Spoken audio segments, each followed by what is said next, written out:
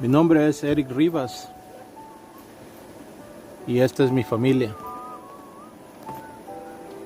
Recientemente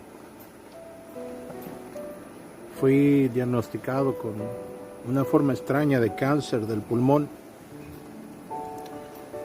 Y cuando recibes este tipo de noticias es difícil porque estas noticias tienden a transformar y a interrumpir nuestras vidas. Una de las cosas que sucede cuando recibimos noticias de este índole, de este tipo, es que nos caen de sorpresa y algunas de las razones de las reacciones comunes que experimentamos es temor. A medida pasado el tiempo yo he podido meditar acerca de mi reacción a esta situación y como cristiano, como creyente, he podido meditar por qué estas cosas a veces casi siempre tienen el poder de devastarnos. Y he llegado a la conclusión y he entendido que parte de la razón por la cual estas cosas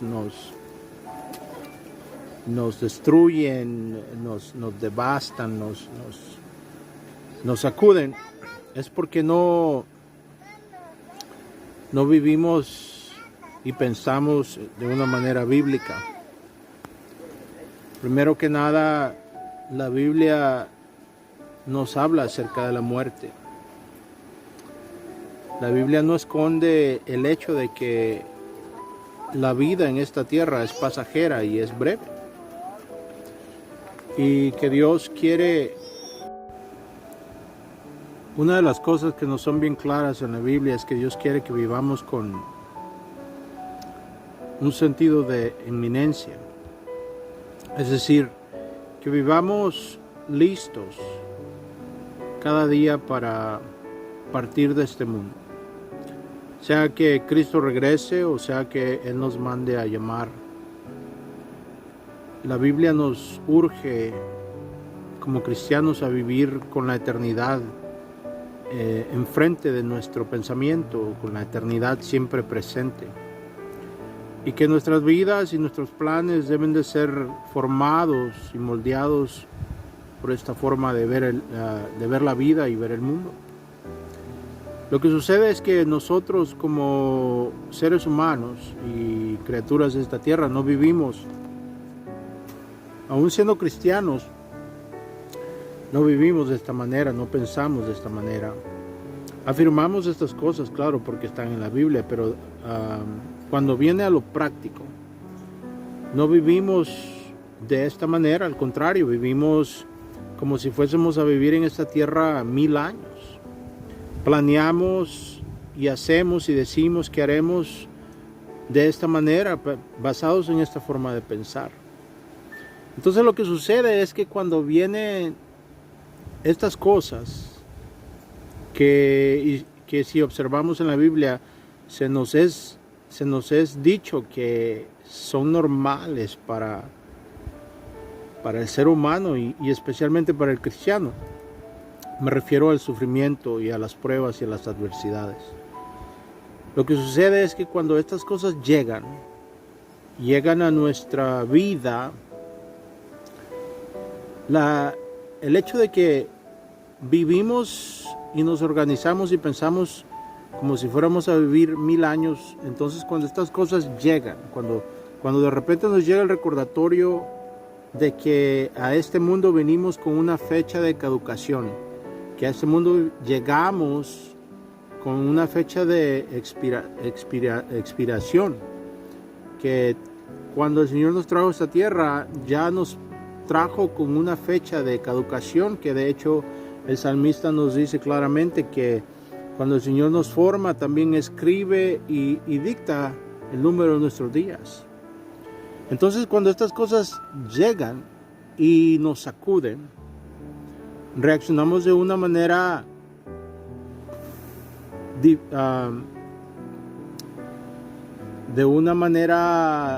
difícil, reaccionamos de una manera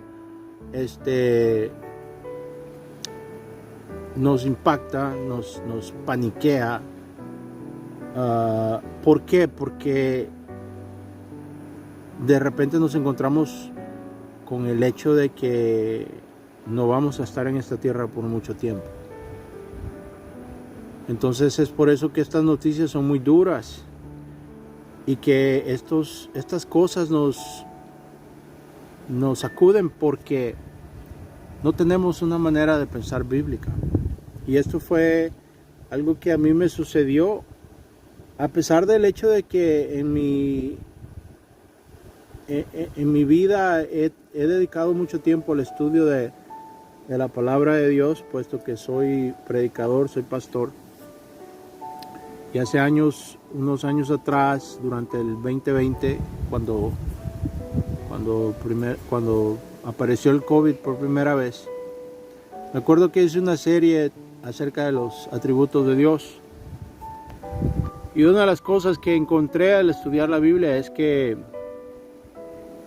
no vamos a vivir en este mundo ni un segundo más de lo que Dios quiere que vivamos. Entonces, cuando nos llega un recordatorio de nuestra mortalidad, como lo es el cáncer, es por eso que tiende a devastarnos, porque de repente todos nuestros planes se esfuman. De repente nos encontramos con la realidad de que en esta tierra vamos de paso. Pero si pensamos bíblicamente, y esto es lo que quiero compartir con ustedes, porque esto me ha dado consuelo como cristiano y también me ha forzado a afrontar la realidad y afrontar las declaraciones, las afirmaciones de la palabra de Dios. Y entonces todo se resume al hecho de que o crees lo que la palabra de Dios dice o no lo crees. Me refiero al hecho de que en la palabra de Dios es claro que vamos a morir, que no vamos a vivir en esta tierra por mucho tiempo y que el día para el hombre morir está apuntado. Entonces estos son hechos reales, esta es la palabra de Dios. Entonces si somos cristianos tenemos que confrontar esto y tenemos que también asimilarlo y a la vez aceptarlo. Entonces cuando yo me doy cuenta que tengo cáncer,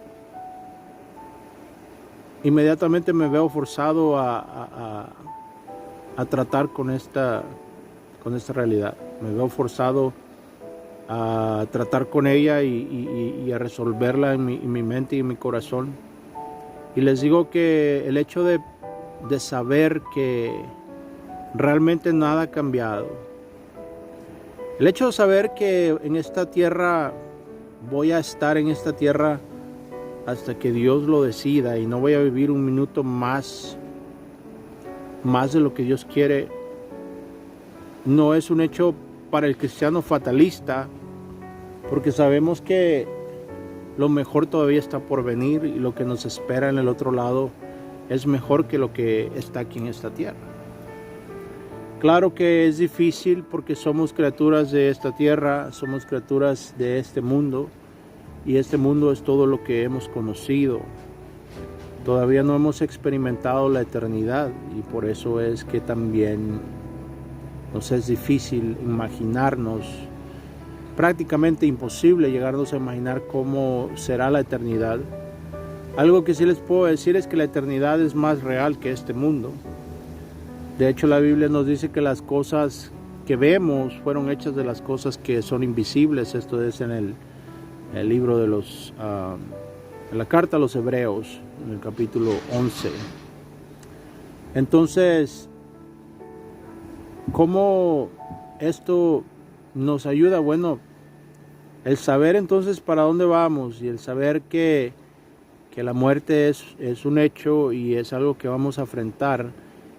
Y en esto se resume nuestra fe, en el hecho de que Cristo ha vencido la muerte.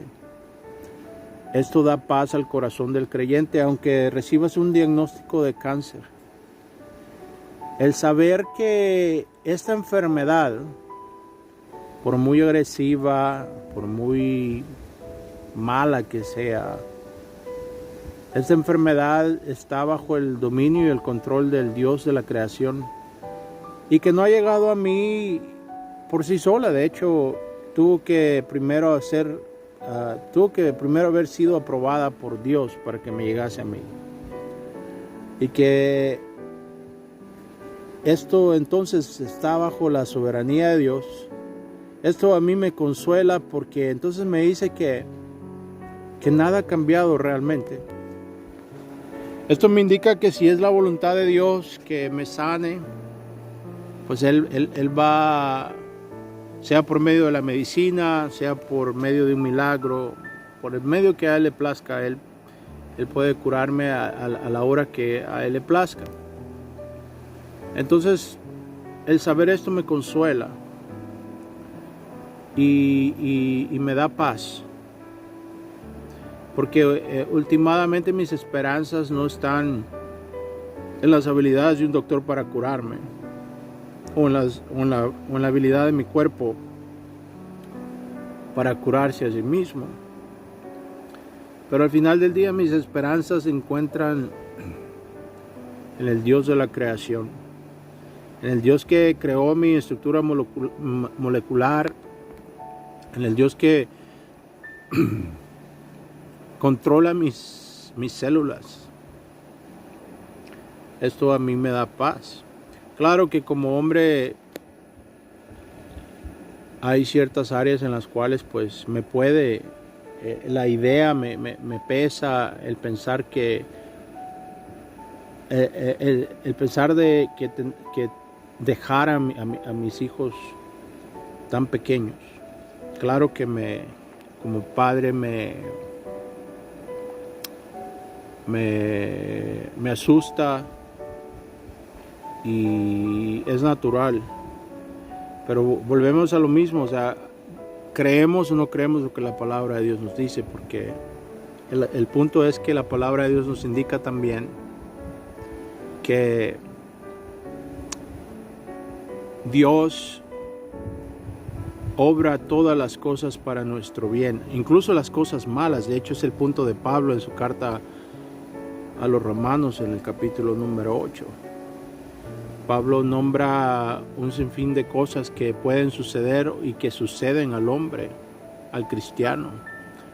Pablo menciona la espada, la calamidad, la necesidad, la hambruna, la persecución, la altura, la profundidad, ángeles y potestades, dice Pablo.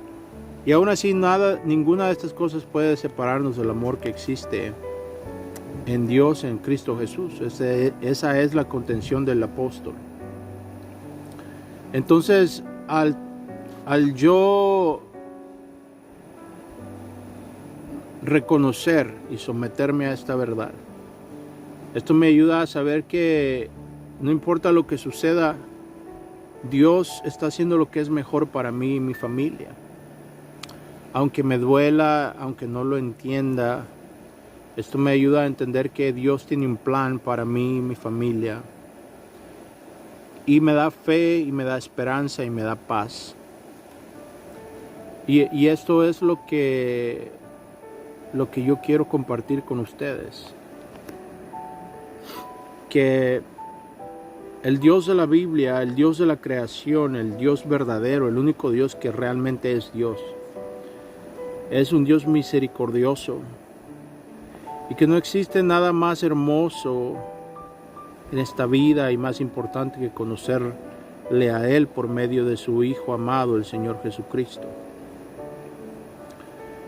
Conocerle a Dios por medio de su Hijo, quien vino a esta tierra a vivir la vida de santidad que nosotros no hemos podido vivir. Vino a hacer todas las cosas que el primer Adán falló. Vino a obedecer la ley, a cumplir las demandas de la ley. De esta manera satisfajo todas las demandas que Dios pone en el hombre. Y aparte, más todavía, Él se presenta ante el tribunal de Dios y es puesto en una cruz. Y en su cuerpo lleva nuestros pecados, lleva los pecados del mundo. Los pecados del mundo son puestos en Él. Y en esa cruz el Hijo de Dios muere como un hombre.